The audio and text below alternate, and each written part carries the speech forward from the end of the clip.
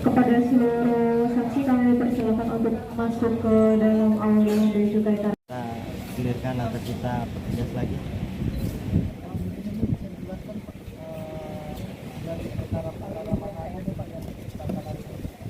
Wah, ini banyak SPP ya Pak Yoga ya. Saya nggak secara detail bisa jelaskan karena ada banyaknya SPP. Ini mulai tahun 2021 sampai tahun 2022. Nanti bisa nanti Pak Yoga sebutkan datanya. Kalau barang-barang ini banyak dari mana? Jadi kalau ini kan ada HT ya, hasil tembakau, rokok, ada minuman, terus ada balpres. Nah kalau rokok itu kita dari kegiatan operasi pasar kita, ya. Jadi kita ada setiap rutin, setiap saat maupun berdasarkan instruksi khusus kita lakukan patroli laut, ya. Kemudian operasi pasar. Nah disitulah kita temui barang-barang atau produk hasil tembakau yang ilegal. Nah, gitu.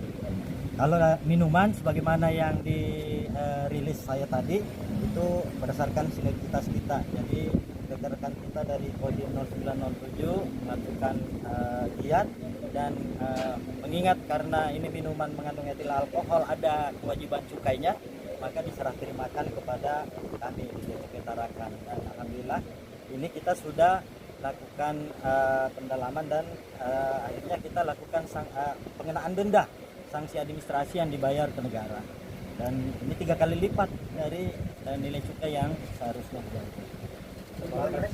Ya, kalau sudah dibayar, sudah dilunasi. Nah kalau balpres ini yang kemarin bulan berapa ya? Januari ya, berdasarkan giat kita itu tadi patroli laut malam-malam. Ya kita biasalah ya di sekitar perairan Tarakan ya, sesuai dengan tusi kita, tiba-tiba teman-teman mendapati ada gelagat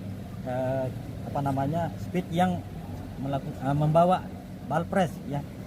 Nah ketika didekati malah ada kecenderungan untuk melarikan diri ya. Akhirnya kita kejar dan sampai di titik tertentu ya di pelabuhan mana ya, di belakang Ramayana, saya nggak hafal pasti. Di situ berhenti, kabur, kita ambil barangnya, kita bawa ke sini untuk ditetapkan sebagai barang bukti ya.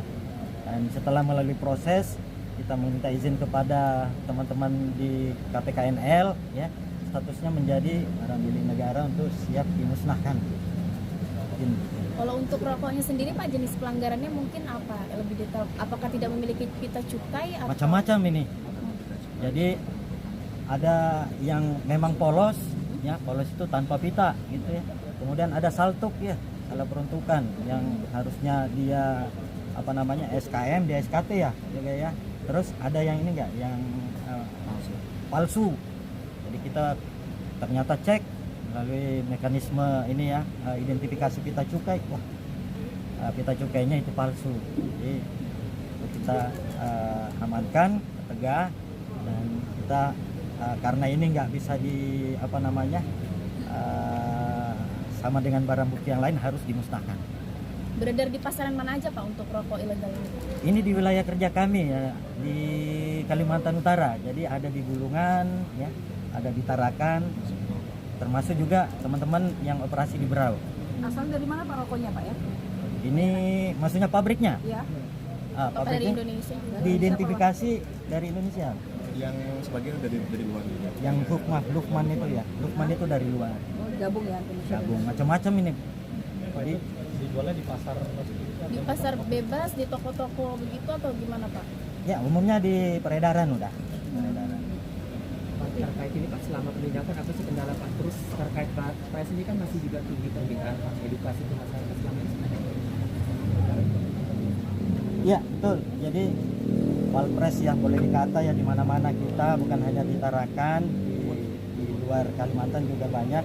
Nah ini yang pentingnya kita mulai mengedukasi persatu. Salah satu contoh ya teman-teman inilah yang bisa memberitakan ya ke khalayak melalui media bahwa sebenarnya Balpres ini dilarang ya, karena banyak kerugiannya atau banyak dampak negatifnya bagi masyarakat ya.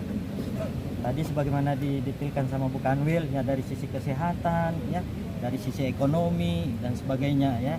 Jadi ini kita juga tiada henti juga ya secara persuasif kepada teman-teman. Kalau lihat di Instagram kami juga misalnya atau di medsos kami memberikan persuasi, karena ini tuh Balpres ini bukan cuma tugas dia juga. Kalau di peredaran memang agak sulit ya, tapi kita harap dengan sinergitas kita tadi Pak Untung juga dari perdagangan kita coba, karena ini undang-undang perdagangan ya, undang perdagangan bahwa pakaian bekas itu tidak boleh sama sekali impor. Tapi kalau sudah masuk kan ada sebenarnya unit di perdagangan itu namanya Dirjen perlindungan konsumen ya. Itu yang penting juga saya harap kita bisa bersinergi ke depan.